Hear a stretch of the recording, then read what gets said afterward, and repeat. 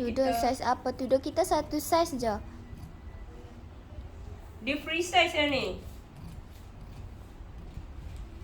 One side. Kalau kain soft jeans sesuai tak cikgu? Soft jean nak buat apa tu? Denim ke?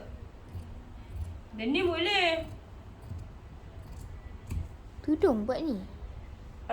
Dia denim. Memang khas untuk tudung. Boleh je. Tudung ni boleh.